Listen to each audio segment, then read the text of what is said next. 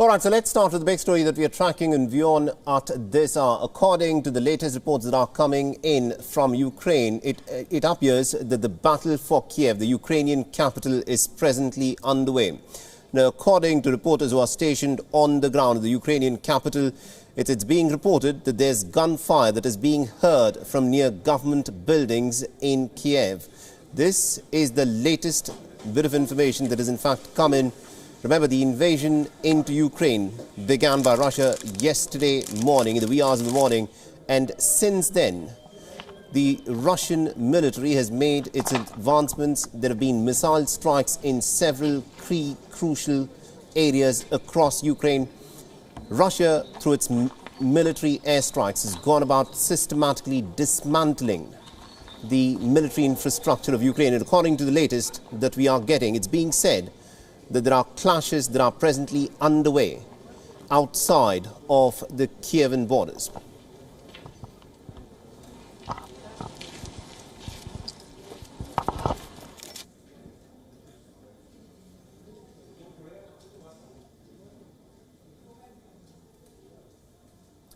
Meanwhile, the Western allies have raised an alarm over the Russian invasion, with nations saying that Moscow is actually targeting the Ukrainian government. The American Secretary of State Antony Blinken has told media that the United States is pretty much convinced in its mind that Russia is seeking to overthrow the Ukrainian government. The Blinken predicts that the Ukrainians will strongly resist Putin's efforts to usurp their sovereignty. Part of the Russian plan has been to put Kyiv in danger, to assault the capital, to go after other major cities. We're seeing forces come in from the north, from the east, from the south, and that's all part of the plan that we've laid out for the world in recent weeks. One of the things that Vladimir Putin has done, starting back in 2014 when they first went into Ukraine, seizing Crimea, seizing a part of eastern Ukraine, is to totally alienate the Ukrainian people from Russia. Before 2014, actually, Russia was pretty popular in Ukraine. It had a 70% favorability rating. Right now, it's exactly the opposite, more than the opposite. 90% of Ukrainians now, if I can use the word, detest Russia and certainly detest President Putin. My prediction would be that one way or another, they will strongly resist any effort to take away their sovereignty, take away their independence, take away their government.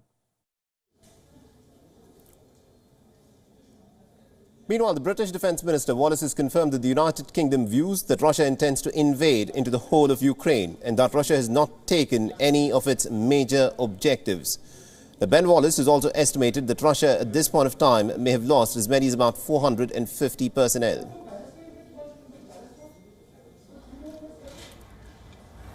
Meanwhile, the French Foreign Minister Jean Le Drian has accused Russia's President Vladimir Putin of trying to destroy Ukraine's statehood. France has also warned that the security of the Ukrainian President Volodymyr Zelensky is at risk. Now, France has said that the EU wants to dry up Russia's finances and to cut all links between Moscow and all global financial systems.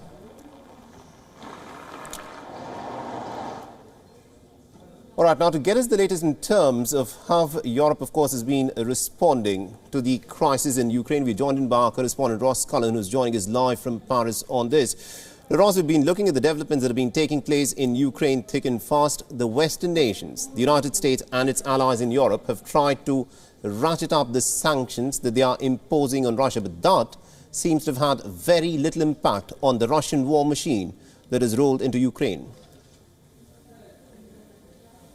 Sanctions which act immediately, like switching off Russia from SWIFT, and there are sanctions which have a cumulative effect, like sanctions on the European Champions League final, so the showpiece event for European club soccer, is going to be held in Paris this year. It was meant to be held in St. Petersburg, but FIFA and UEFA have been acting to try to strip Russia's second city of its chance to host the showpiece event by moving it to Paris in response to what we see as the sporting world's response to the Russian invasion of Ukraine.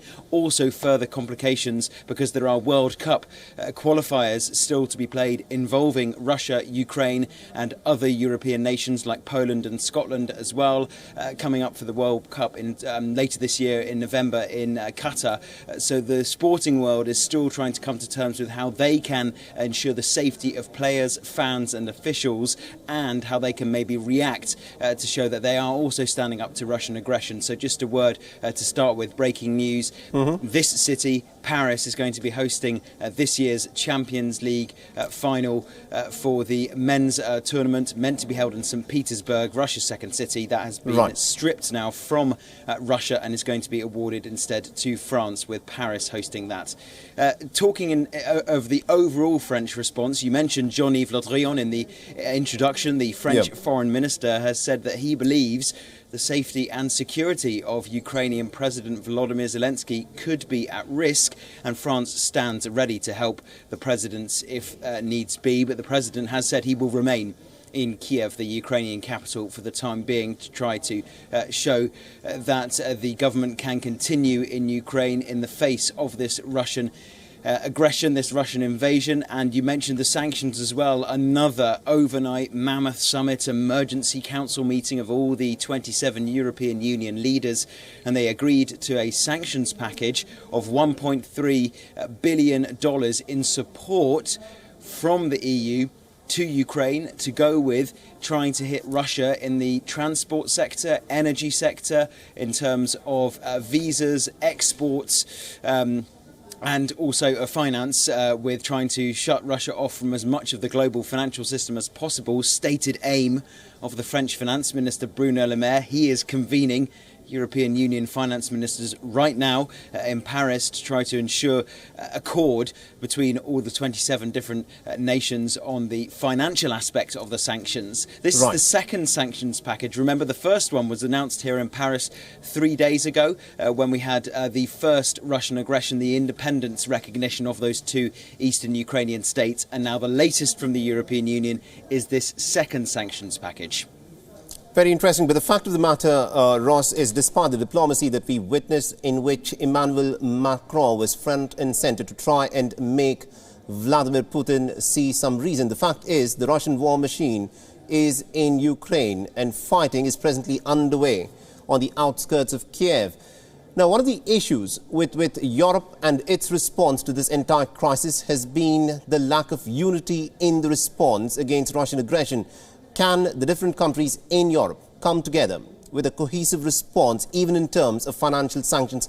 For instance, unless energy-related sanctions are put in place, which would also hurt Europe, Russia is unlikely to feel any pain in terms of the cost that it is incurring for having carried out this aggression.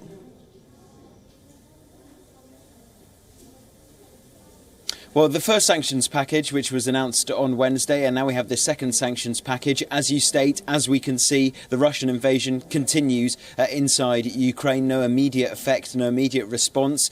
And again, the European Union leaders calling on Russia to immediately cease the war and immediately start to remove its military infrastructure from inside Ukraine. One thing that has been noticeable in the weeks leading up to what we are currently seeing inside Ukraine, if you're hearing from the United States or the United Kingdom or the European Union or NATO, they have all been singing from pretty much the same hymn sheet in terms of the massive consequences, the severe costs that will be impacting Russia if there was further Russian aggression against Ukraine, particularly in terms of sanctions. We've seen the European response on Wednesday, the European response this morning in the very early hours of the morning, about 3 a.m.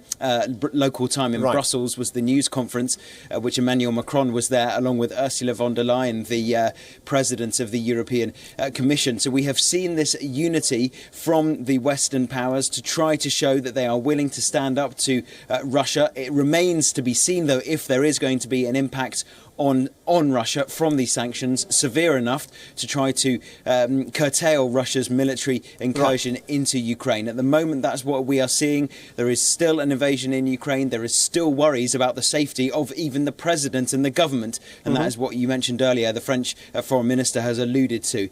So here in Europe, they are trying to show that they are united, and they are trying to show what they have announced are very heavy consequences for Russia as a result of its invasion of Ukraine. Absolutely indeed. Thank you very much indeed, Ross Cullen, for joining us from Paris and getting us all those updates there.